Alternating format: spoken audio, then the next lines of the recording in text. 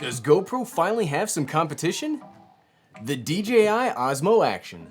Let's get it out of its box. What's up everyone, I'm the Everyday Dad, and if I can figure it out, you can figure it out. I love action cameras. I've been talking about GoPro for years, and the one thing that I've said that GoPro always has over everybody is that they're waterproof. But look at this box.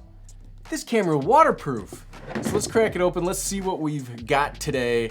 I love action cameras, and I've been very sad recently that it just seems like everybody's kind of getting out of the action camera game. Like the only name in the game very recently over the last year or two is GoPro. So am I excited to see that somebody might be bringing some competition to the market? Absolutely.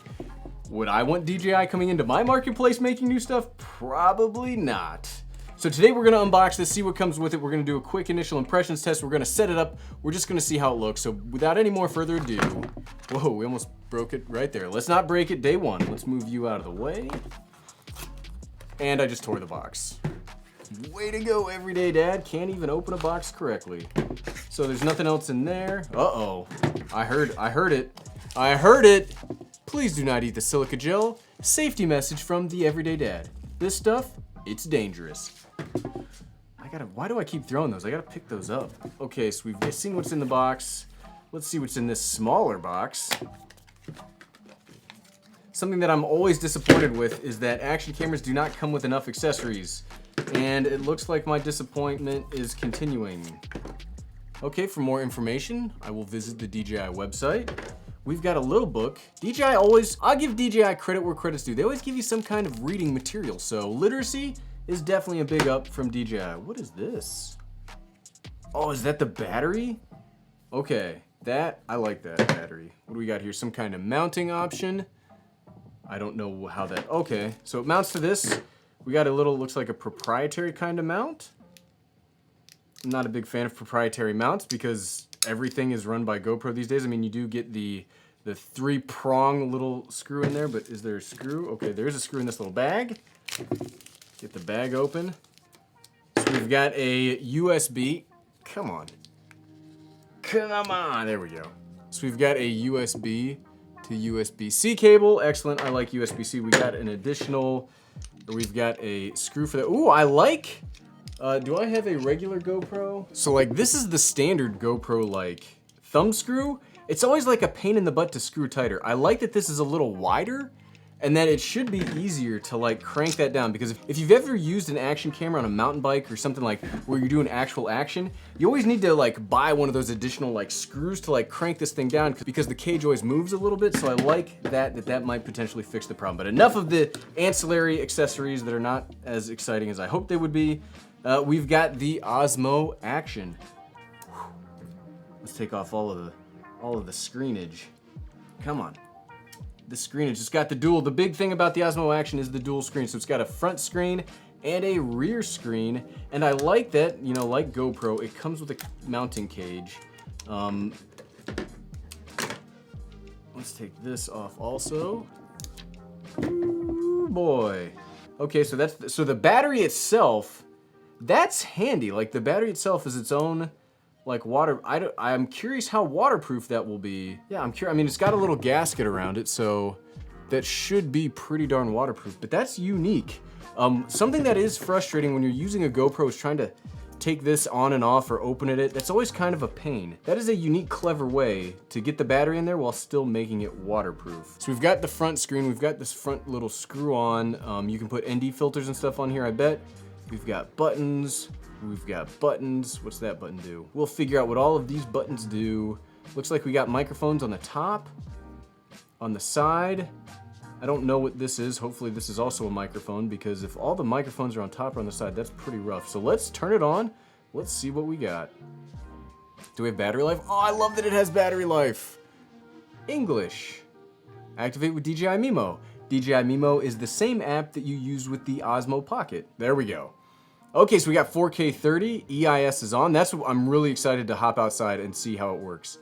Wow, it's really easy to get to manual mode. Auto wipe, okay, so we got from the front, if you scroll down, you get the generalized settings.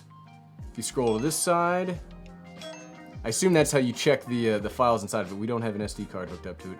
If you go from the bottom, you get the resolutions, 4K 4:3, 4K up to 60 frames per second, which is pretty sweet. We'll drop it down to 4K 24 frames per second because we want to be fancy, and you turn the EIS on that way. Now, if you don't know what EIS is electronic image stabilization. So normal stabilization, like an optical stabilization, like on the Nikon Z6 right here, the sensor or the lens moves around a little bit to compensate for like shake. Where electronic image stabilization takes the actual image and crops it in a little bit and uses some algorithms to try to guess into the future which way you're gonna go. And that's what's made the hyper smooth on the GoPro Hero 7 Black so amazing.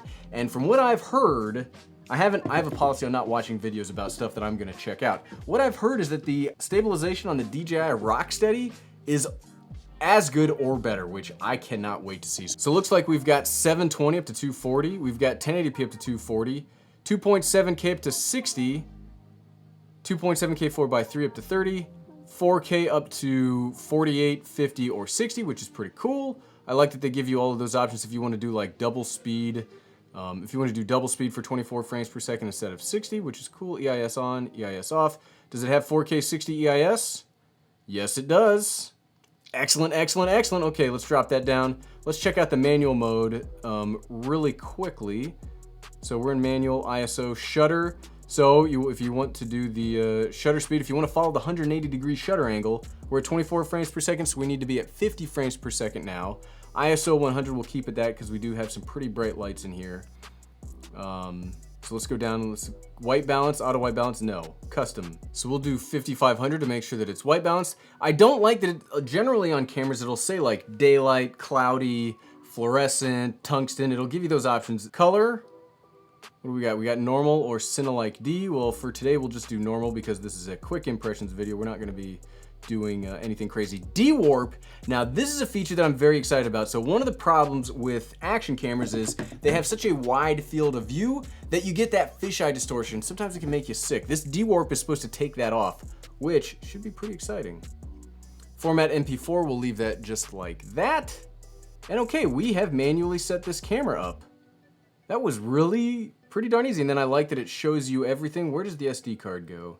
Did we already see that? Was it with the battery again? We'll check that in just a sec. Oh, that's right here. SD card. Okay, so there's the USB-C port and the SD card. Let's pop an SD card in this bad boy. Okay, let's pop an SD card in here. 22 minutes, we got 22 minutes of footage. So all of your options are video, HDR video, slow motion, time-lapse, photo, video. Why is the front screen not working? Okay, so it looks like we have to install the Mimo app before we can actually get this going, which that's kind of lame. Now, I'm gonna be honest, I don't really like that. When I get a camera, I just expect to be able to use the camera. Maybe with a drone, it's a little different, but I don't necessarily like that I have to activate with the app before we can use it. Really quickly, we've got to update the firmware because it's a DJI device. Silly me for thinking we could use a DJI device without needing a firmware update, so update successful. Okay, see, yeah, so once we did the firmware update, now it's called Rocksteady instead of EIS, so definitely got to get that firmware update. So if you want to use the front-facing screen, which is like the most important part of the whole darn camera, right? You got to hold this quick switch button down, and it swaps back and forth between the front screen and the rear screen. There was nothing in the instructions that said how to do that. Like, that's kind of frustrating to me when it's not spelled out how to use like your key feature. But let's compare it against the GoPro Hero 7 Black physically before we step outside and do a really quick initial impressions video test. You can see it's basically the exact same size as the GoPro Hero 7 Black. I mean, it is darn near the same size, the same construction. That's not a coincidence. I mean, one of the big benefits of the GoPro, besides being waterproof, is that its body shape works with all like action camera accessories. And it's clear that DJI is trying to do the same thing. They're just trying to fall into existing ecosystem and infrastructure, which is not a bad idea. Physically, it's almost the exact same. Like, it's shockingly similar. Hey, and really quickly, we're doing a quick indoor studio test of the Osmo Action. I'm always curious how these little cameras compare when you use them indoors. So we're getting ready to do the outdoor test, but before we do, I figured let's see how it looks indoors. So we're set to manual mode, 4K 24 with 50 shutter speed, ISO 400, the exact same lighting that you just saw with the full frame camera and the micro four thirds camera and the APS-C camera. So yeah, I'm kind of curious to see how this looks. This is the audio straight out of the Osmo Action. I don't have any of my other audio equipment hooked up. I do really like the front-facing screen when it comes to like this kind of shot because I can see how everything looks, and wow. Because I've tried doing it with a GoPro before, but I've had to hook it up to a monitor. I'm like, okay, how does it actually look indoors? This actually doesn't look too bad. For an action camera, I gotta give it credit.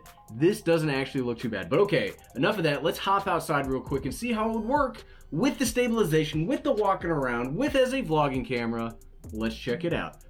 Okay, we are now outside doing the very quick initial impressions test of the DJI Osmo Action. Now, I was gonna have this set to manual mode 4K 24 with the 50 shutter speed because I thought I was gonna be able to duct tape an ND filter on this thing because I don't have any like specific DJI ND filters, but that idea did not work out. So this is just how the camera would look normally. So all I've actually got it on the GoPro Shorty little extended tripod, and we're just kind of walking around. I've got the Rocksteady on. We're set to total auto everything, so we're walking through some shade, we're walking through some highlights. There should definitely be a test of the dynamic range because we got a lot of shadows, we got a lot of highlights, and you can see how wide it is. I can see how wide this shot is from my arm right here. That's a benefit of the front-facing screen, I guess, is that I can see what's going on. And it's weird having this screen. I mean, it's not bad, but I'm not used to having this kind of functionality in an action camera. It's cool.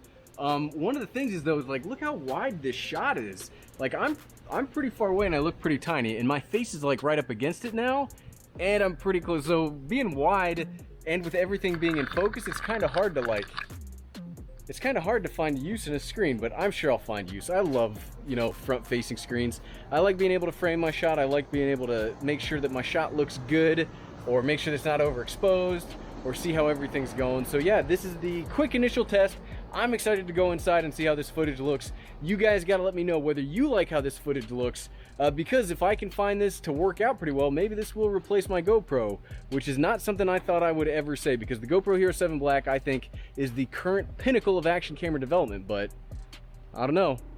It's kind of hard to argue when DJI starts coming and knocking. So let me know what you guys think. Let me know what you guys would like to see out of the Osmo Action. We're gonna make a whole series of videos on this, so leave a comment below on what you want to see, and we're gonna make a whole bunch of videos. Don't you worry, it's action time. Oh, I like that. I just made that up off the top of my head. Okay, thanks for watching.